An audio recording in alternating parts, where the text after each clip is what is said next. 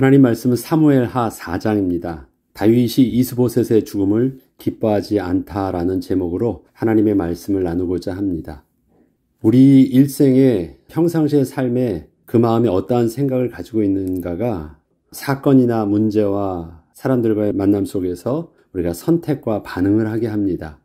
다윗은 일반적인 사람들의 상식과는 정반대되는 모습으로 반응하며 또 그렇게 결정했던 모습이 있습니다. 그것이 다윗을 다윗되게 했었던 가장 중요한 영적인 비밀이었는데 오늘은 그 비밀을 말씀을 통해서 묵상하고자 합니다. 다윗은 왕이 되어져 가는 과정에서 결정적 선택의 순간이 왔을 때 세상의 상식 속에서 당연히 그렇게 할 수 있었던 행동들을 그렇게 하지 않았습니다. 사울을 죽일 수 있었던 두 번의 기회는 오히려 다윗이 그렇게 하지 못하도록 부하들을 막기까지 했습니다.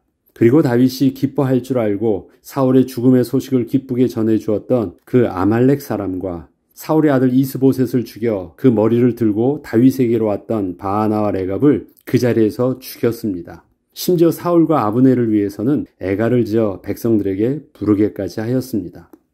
이처럼 다윗은 사람의 상식에서는 기뻐할 만한 순간들을 다윗은 정반대로 반응하였고 그 일을 옳게 여기지도 않았습니다. 어떻게 해서 다윗은 결정적 순간마다 이렇게 정반대의 생각과 반응을 할 수 있었을까요? 사실 다윗도 사람이라면 이러한 때에는 이렇게 하는 것이 맞다고 스스로 생각을 하며 행동했던 일이 있었습니다.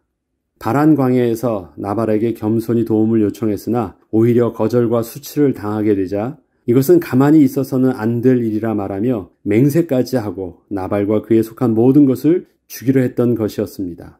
이때 나발의 아내였던 아비가일의 지혜로운 행동과 자신에게 들려준 말을 통하여 다윗은 이때 크게 깨닫고 더 이상 그와 같은 실수를 그의 인생 속에서 하지 않게 되었던 것입니다.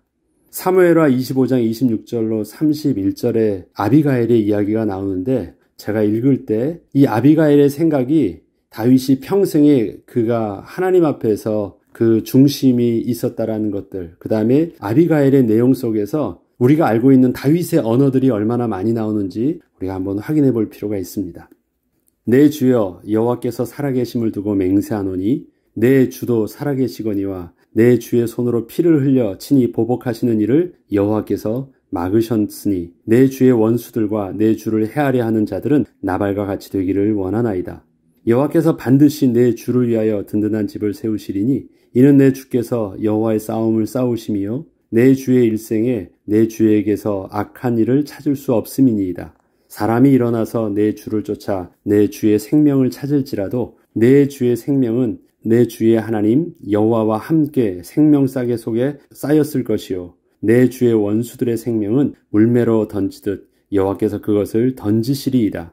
여호와께서 내 주에 대하여 하신 말씀대로 모든 선을 내 주에게 행하사 내 주를 이스라엘의 지도자로 세우실 때에 내 주께서 무죄한 피를 흘리셨다든지 내 주께서 친히 보복하셨다든지 함으로 말미암아 슬퍼하실 것이 없고 내 주의 마음에 걸리는 것도 없으시리니 다만 여호와께서 내 주를 후대하실 때에 원하건대 내 주의 여정을 생각하소서 하니라.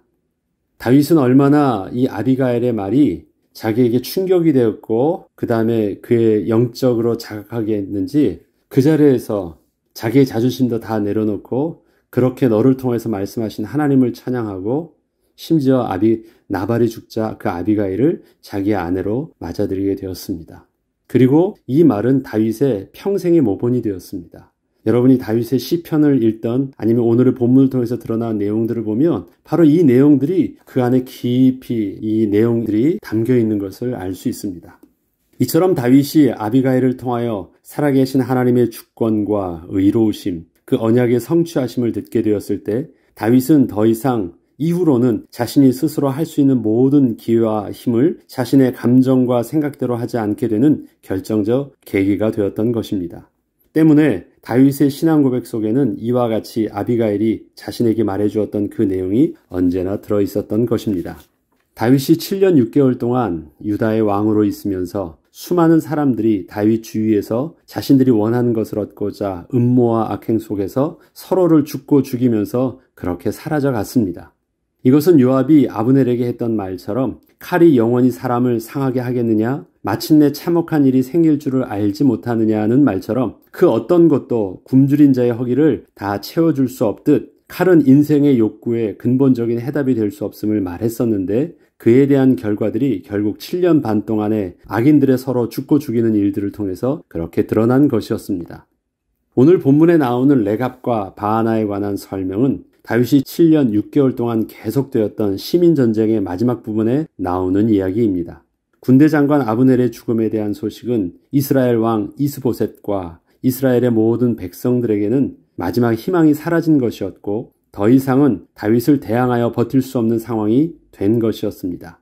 이때 아브넬 밑에 있던 군 지휘관 형제 레갑과 바하나는 이스보셋을 암살하고 밤새도록 그 머리를 들고 다윗에게로 달려갔다가 다윗이 이스보셋을 죽인 사실에 대하여 기뻐하지 않고 하나님의 의를 드러내며 레갑과 바하나를 죽이라 명령한 것이었습니다. 저들은 사울의 소식을 전해주었던 아말렉 사람과 더불어 다윗이 직접 명령해서 죽인 자들이었습니다. 사무엘하 4장 9절에는 다윗이 부에로 사람 림몬의 아들 레갑과 그의 형제 바하나에게 대답하여 그들에게 이르되 내 생명을 여러 환난 가운데서 건지신 여호와의 살아계심을 두고 맹세하노니 그러면서 그가 자기의 생각과 결정들 이런 반응들이 지금 왜 그렇게 하는지를 자기가 하나님 앞에 서 있다라는 것을 알려주면서 저들을 죽인 것입니다. 이처럼 다윗이 언제나 하나님의 마음과 합한 생각과 반응을 할 수 있었던 것은 자신을 여러 환난 속에서 건지신 하나님 앞에서 자신을 언제나 되돌아볼 수 있었기 때문이었습니다.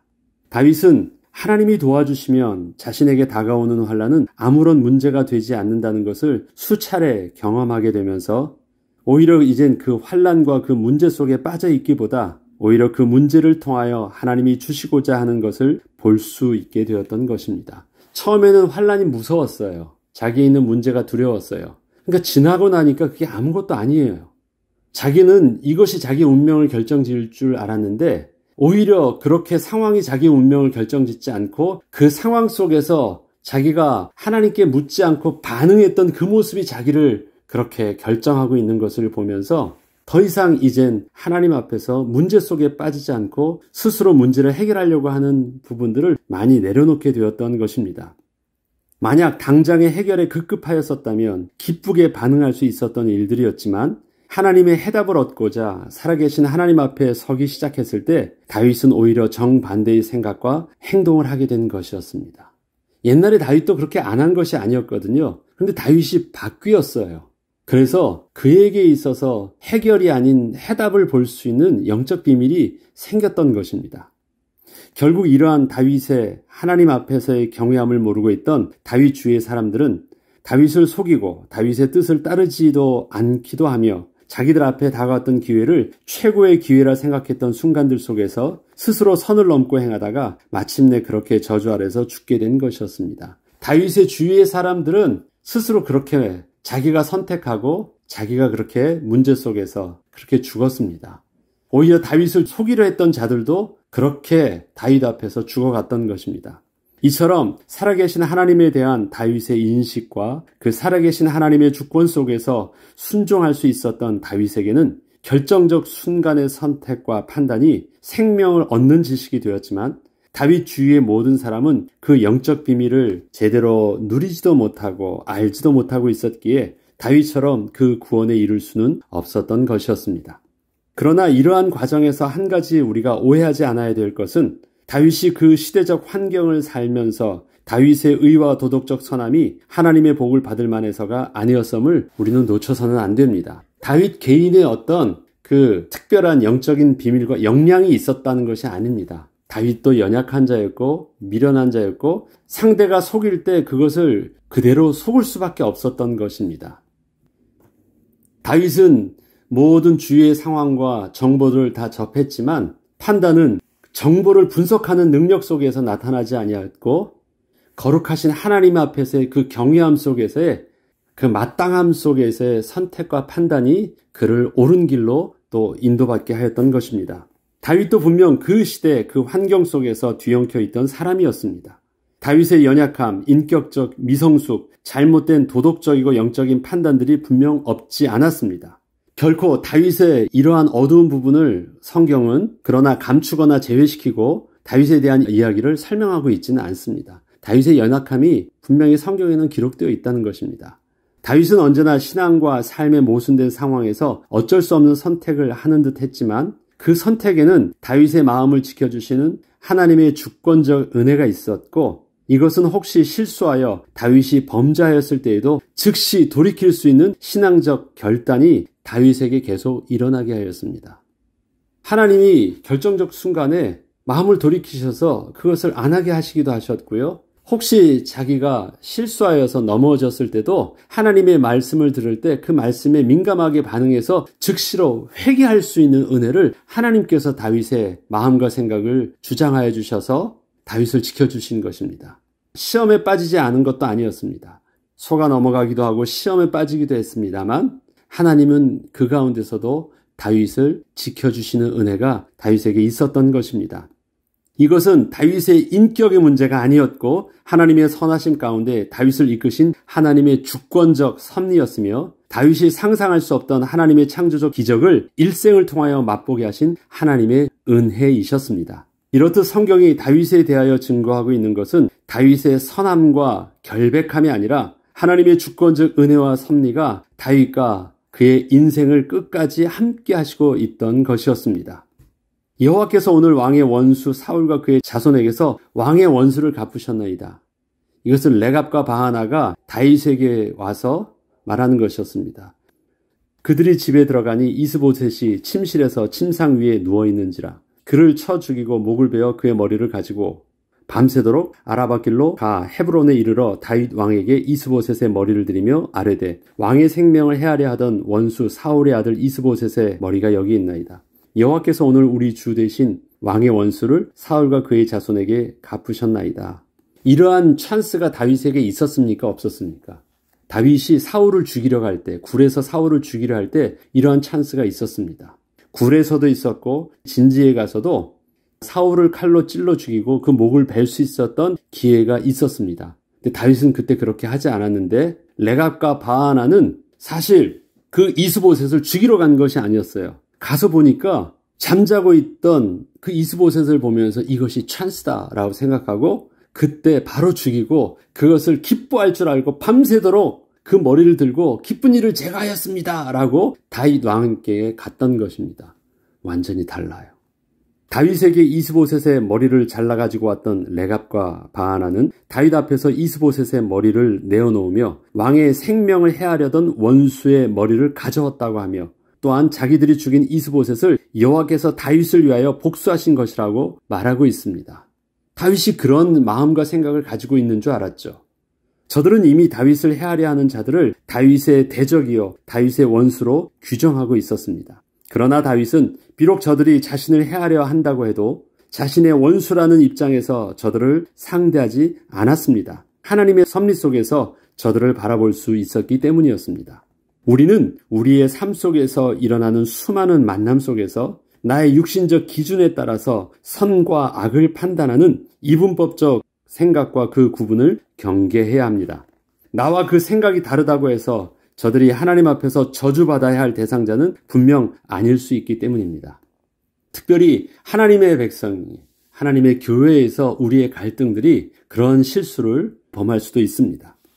혹시 저들이 지금 나를 고통스럽게 하고 시험에 들게 하고 있다고 해도 하나님의 심판을 받아야 하는 대상자라는 결론은 우리가 그래서 하나님께 맡겨 두어야 합니다. 우리가 정말 피 흘리기까지 싸워야 할 대상은 저들이 아니라 저들의 배후에서 하나님의 주권적 섭리를 보지 못하게 하고 스스로 시험에 빠지도록 우리를 속이는 악한 영들이기 때문에 그렇습니다. 우리의 싸움은 혈과 육의 싸움이 아니요 공중 권세 잡은 자와의 싸움입니다. 사단은 하와를 속였습니다. 하와가 사단이 아닙니다. 속아 넘어간 자입니다. 그 하와를 통해서 또 아담도 넘어진 것입니다. 그런데 이것을 아담과 하와의 문제로만 바라본다면 우리는 오류를 범할 수 있는 것입니다. 하나님께서는 그래서 그 아담과 하와를 넘어뜨린 그 사단, 뱀으로 변해서 속이고 있는 그 사단을 저주하셨고 아담과 하와에 대해서는 하나님께서 또다시 또 은혜를 베풀어 주셨던 것입니다. 우리는 불신자의 죽음을 기뻐하기보다 하나님의 의로우심과 선하심 속에서 더욱 스스로를 낮추며 겸손함으로 우리의 마음과 생각을 그래서 지켜야 할 것입니다. 그 결론 속에서 다윗의 결론은 레갑과 바하나를 죽이라는 것이었습니다. 사무엘하 4장 9절로 12절을 보면 다윗이 부에로 사람 암몬의 아들 레갑과 그의 형제 바하나에게 대답하여 그들에게 이르되 내 생명을 여러 환난 가운데서 건지신 여호와께서 살아계심을 두고 맹세하노니. 자, 이 말은 누가 한 말이에요? 아비가일이 다윗에게 해줬던 말들이에요. 근데 이게 다윗의 언어가 되어 있습니다. 전에 내게 알리기를 보라 사울이 죽었다 하며 그가 좋은 소식을 전하는 줄로 생각하였어도 내가 그를 잡아 시글락에서 죽여서 그것을 그 소식을 전한 가품으로 삼았거든. 하물며 악인이 의인을 그 집 침상 위에서 죽인 것이겠느냐. 그런즉 내가 악인의 피 흘린 죄를 너희에게서 갚아서 너희를 이 땅에서 없이 하지 아니하겠느냐 하고 청년들에게 명령하며 곧 그들이 죽이고. 다윗에게 소식을 전한 자들은 모두 동일하게 다윗이 이 소식을 들으면 기뻐할 것이라는 착각을 하고 다윗에게 갔던 자들이었습니다. 다윗에게 거짓을 고하였던 아말렉 사람도 자신의 거짓된 내용이 다윗의 속마음을 만족시킬 것이라 생각을 했기 때문에 그렇게 한 것이었습니다. 그러나 다윗은 결코 기뻐하지 않았던 것입니다. 저들은 모두 다윗에게 기쁨을 주려 했지만 하나님 앞에 서 있던 다윗에게는 하나님의 마음이 곧 다윗의 마음이었다는 것을 저들은 알지 못했던 것입니다. 하나님께서 창조하신 하나님의 백성과 하나님이 기름 부어 세우신 하나님의 백성이 실패하여 넘어지고 망하는 것은 결코 하나님의 뜻이 아닙니다. 내게 상함을 주었어요. 내게 실수를 할 수 있어요. 그러나 그것은 하나님의 입장에서 보면 그것은 애통한 일이고 슬퍼한 일입니다. 내게 있어서 속상해서 원수 갚아야 될 일들로 반응해서는 안 되는 것입니다. 하나님이 택하신 자이고 하나님이 세우신 자이기 때문에 우리에게 있어서는 우리의 중심과 정직함은 하나님의 애통함과 아픔이 있어야 하는 것입니다. 사무엘하 4장 12절. 그래서 이것을 백성들에게 또 다윗이 이렇게 본으로 삼게 합니다. 그들을 죽여 헤브론 못가에 매달라는 것입니다. 청년들에게 명령하며 곧 그들을 죽이고 수족을 베어 헤브론 못가에 매달고 이스보셋의 머리를 가져다가 헤브론에서 아브넬의 무덤에 매장하였더라. 다윗은 이스보셋을 죽인 레갑과 바하나를 모든 사람들이 다 볼 수 있도록 사람들이 많이 다니는 헤브론 연못가에 매달아 하나님의 의의 본을 삼게 하였습니다. 또한 이스보셋의 머리는 아브넬의 묘에 장사해서 지난날 아브넬을 장사 지내면서 보여주었던 다윗의 무죄함을 동일하게 모든 이스라엘이 알게 하였습니다. 이러한 모든 일은 다윗이 자신의 중심을 오해하지 않도록 하는 일이기도 했지만 백성들에게 하나님 앞에서 올바른 생각과 그 마음가짐을 가르치는 일이기도 했습니다. 다윗은 백성을 다스리는 자여 백성을 올바른 길로 가도록 지도하는 자이기도 했기 때문이었습니다.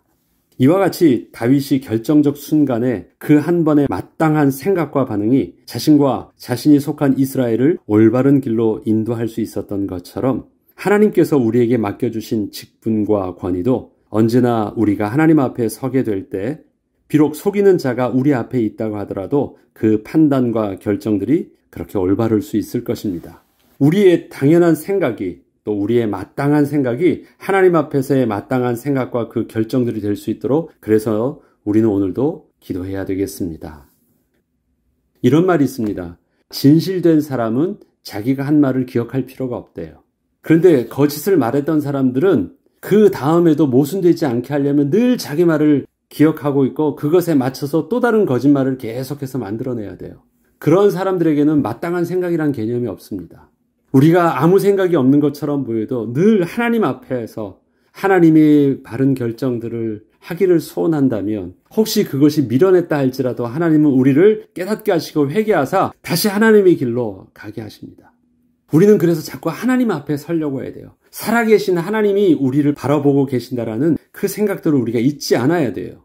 그때 우리는 순간 우리 앞에서 일어나는 어떤 상황 속에서 우리의 순발력 있는 생각과 마땅한 생각들이 하나님의 생각과 맞아져요.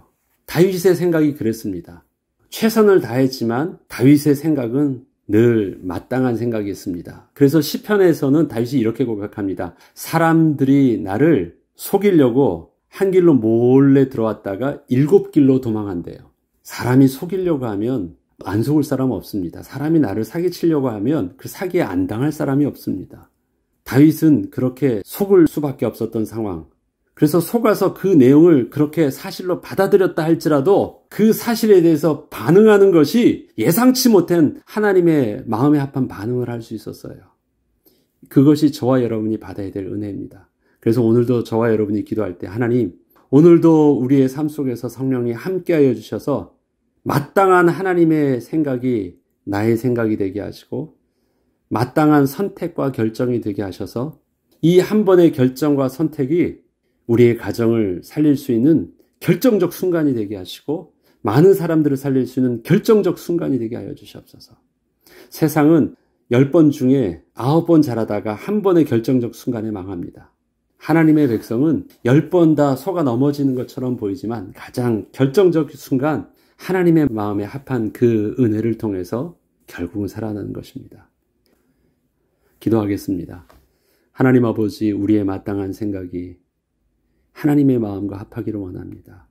그리하여서 늘 우리가 하나님 앞에서 생활을 하며 우리 앞에 살아계신 하나님이 계시다라는 그 하나님의 의식, 콜람데오의 비밀이 우리 속에서 늘 잊혀지지 않도록 하나님 오늘도 하나님 앞에서 생활하며 선택하는 은혜가 있게 하여 주옵소서.